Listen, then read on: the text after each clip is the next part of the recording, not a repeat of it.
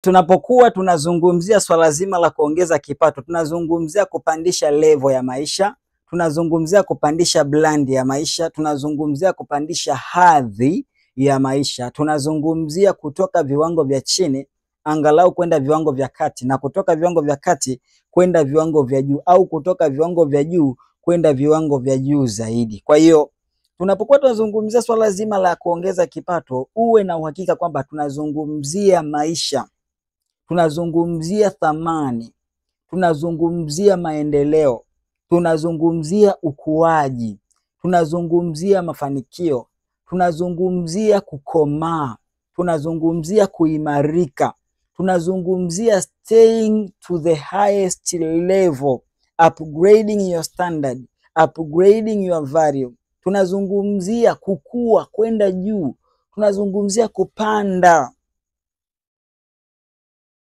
Kwa hiyo leo nataka tuangalie aina kubwa mbili za njia ambazo zimethibitishwa kitaalam na kiuchumi kuwa na uwezo wa kumsaidia mtu yeyote kuweza kuongeza kipato chake. Actually ziko njia kuu mbili.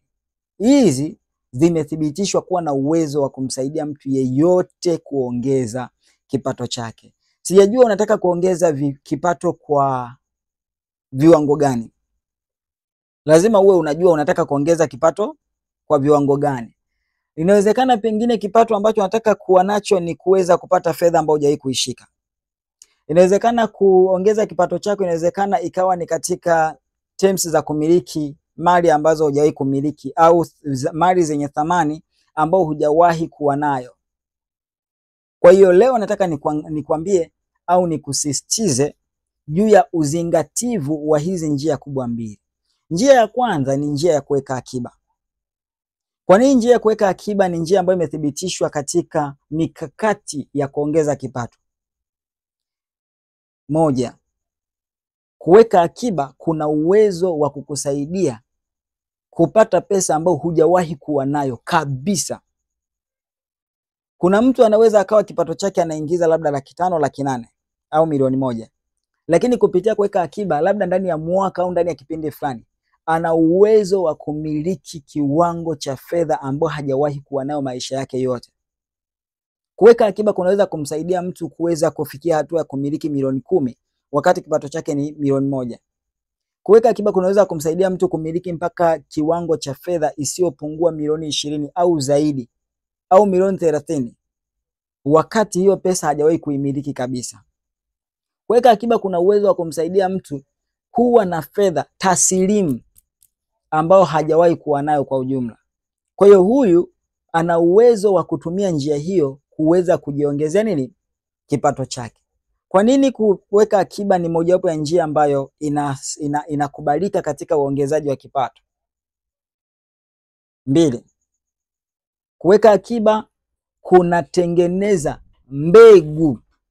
Kuweka akiba kunatengeneza mbegu ambayo una uwezo wa kuitumia katika kuweza kufanya mambo makubwa ya kimaendeleo na ya kiuchumi kwenye maisha yako. Kwa hiyo kuweka akiba kuna kuandalia mbegu ambayo unaweza kaitumia kwenye kufaidi fursa za dharura, ambayo unaweza kaitumia kufanyia jambo lolote la kimaendeleo, ambayo unaweza kaitumia kufanyia jambo lolote la kukuza kipato chako, ambayo unaweza kufanyia jambo lolote la kuongeza uchumi wako. Jambo la 3. Kuweka akiba ni moja ya mbinu ya kuongeza kipato kwa sababu ina obey the law of accumulation. Accumulation ni ile kwamba unachuma kidogo kidogo unatunza, unachuma kidogo kidogo unatunza, unachuma kidogo kidogo unatunza, unachuma kidogo kidogo unatunza. Unakuja kukuta ile kanuni ya haba na haba hujaza kibaba inakuja kumbeba mtu ambaye ameamua kutumia njia ya kuweka nini? Akiba. Si unanielewa vizuri? Kwa kuweka akiba ina obey the law of accumulation, kwamba inakusaidia kuwa na uwezo wa kuongeza kidogo kidogo kidogo kidogo mpaka unakuja kujikuta umefikia hatua ambayo unayo fedha taslimu ambayo ina uwezo wa kutumika kwenye development project, kwenye maendeleo, kwenye vitu ambavyo vinakuza kipato, kwenye vitu ambavyo vinakupandisha hadhi, kwenye vitu ambavyo vinaweza vikakutoa sehemu kukupeleka sehemu. Kuweka akiba. Ndio maana kuweka akiba kuna vita kubwa sana, na ni lazima wewe uweze kuishinda. Usipoishinda vita ya kuweka akiba, manake safari yako ya kiuchumi itaendelea kuwa ngumu, na utajikuta maisha yako yanabaki kuwa vile vile. Utajikuta kila fedha inayopita mkononi mwako inateketea au inapotea. Kuna falsafa mimi huwa naziamini kuhusiana na kuweka akiba. Moja, pesa yote usiyoiweka akiba unaitumia, na pesa yote unayoitumia unakuwa umeipoteza. Mbili, kuweka akiba ni uthibitisho wa umiliki wa pesa. Pesa yoyote ambayo huiweki akiba, huwa hiyo pesa sio ya kwako.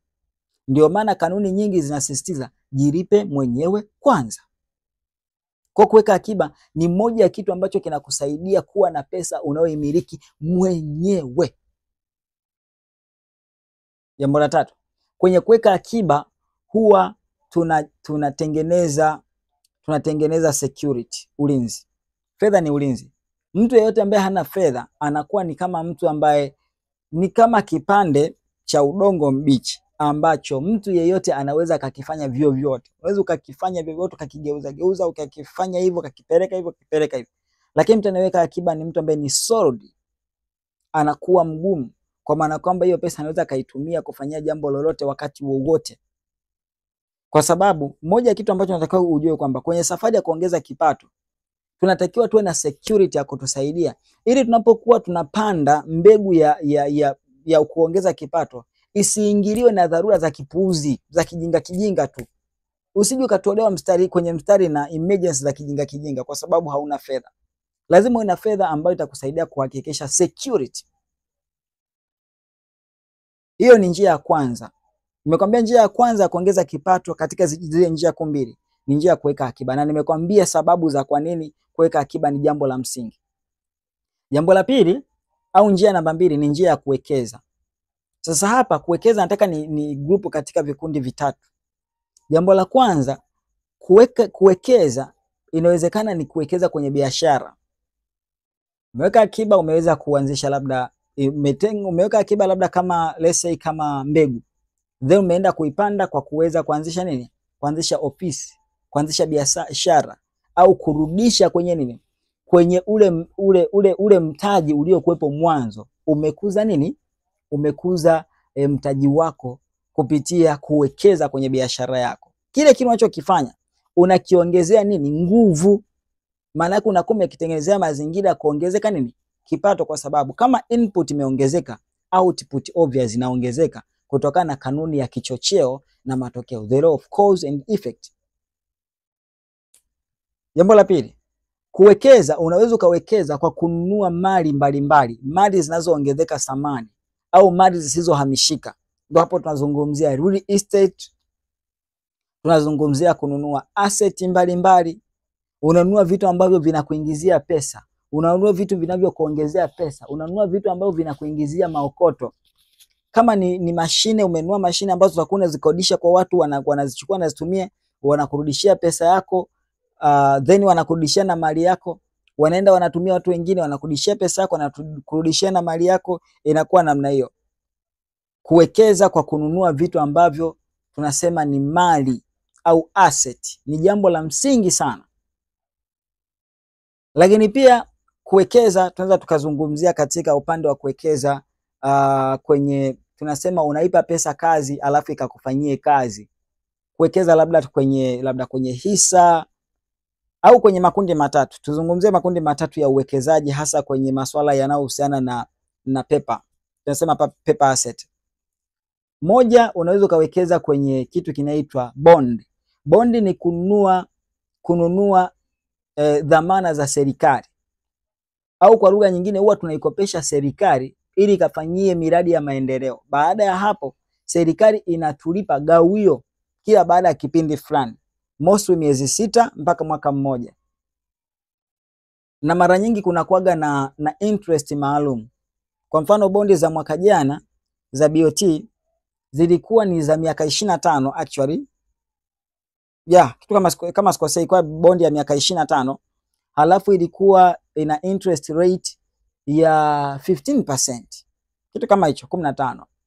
Na bondi ya mwaka huu ya Benki Kuu ya Tanzania ilikuwa ni ya miaka 15, yes. Halafu ilikuwa na interest rate ya 14.5. Manake kila baada ya miezi 6 wewe unalipwa asilimia nusu yake, yani itakuwa labda mwaka huu itakuwa ni 7.25, lakini pia baada ya miezi 6 mingine itakuwa ni 7.25. Manake unakuwa unapata gawio kutokana na mtaji wako kwa kuzingatia kitu kinaitwa interest rate ya bondi husika. Unaikopesha serikali. Serikali kupitia Benki Kuu huwa wanatangaza hiyo fursa kila mwaka. Lakini pia jambo lingine ambalo nataka kulijua ni kwamba kupitia uwekezaji ambao tunaita investment kwenye shares, unanunua share. Share ni hisa. Hisa ni sehemu ya umiliki wa kampuni au taasisi au biashara. Sasa wewe kwa mfano benki mbalimbali hapa unaweza kununua share zao, halafu baada ya hapo wewe ukawa unalipwa kulingana na vitu vikubwa viwili. Moja, kupanda kwa thamani ya vipande, manake thamani ya vipande ikipanda na wewe pia unakuwa umepata faida. Lakini pia kuna gawio. Gawio litokanalo na faida iliyotengenezwa na kampuni. Kampuni imefanya biashara zake, ile faida inayopatikana wanakuja na kupatia wewe kulingana na asilimia za umiliki wako kwenye nini? Kwenye hiyo kampuni. Unaelewa? Inawezekana ikawa ni kampuni ya simenti, sijui kampuni ya masuala ya sigara, inawezekana ni kampuni labda ya masuala ya vinywaji, inawezekana ni kampuni labda ya uzalishaji wa bidhaa mbalimbali na kadhalika. Kwa hapo unakuwa umetengeneza nini? Umetengeneza faida. Lakini sehemu nyingine namba 3 ambayo unaweza kawekeza kwenye hizi paper asset ni kwenye mifuko ya uwekezaji wa pamoja. Hapa nazungumzia UTT AMIS na Faida Fund. Faida Fund naona imejikita zaidi kwa wafanyakazi, japo na wengine wanaweza kawekeza, lakini UTT AMIS ni mfumo wa uwekezaji ambao mtu yeyote anaweza kawekeza kwa kununua hisa kwenye makampuni mbalimbali kupitia serikali. Serikali imechukua dhamana ya mitaji ya umma au mitaji ya watu, inachukua fedha zote inaenda kuziwekeza kwa pamoja. Manake riski inakuwa kidogo iko minimized kwa sababu tunawekeza kwa pamoja tukiwa watu wengi zaidi. Kwa hiyo na wewe unaweza kawekeza, na kabla hujawekeza masharti ni yale yale. Moja, hakikisha unajua uwekezaji unaoenda kuwekeza.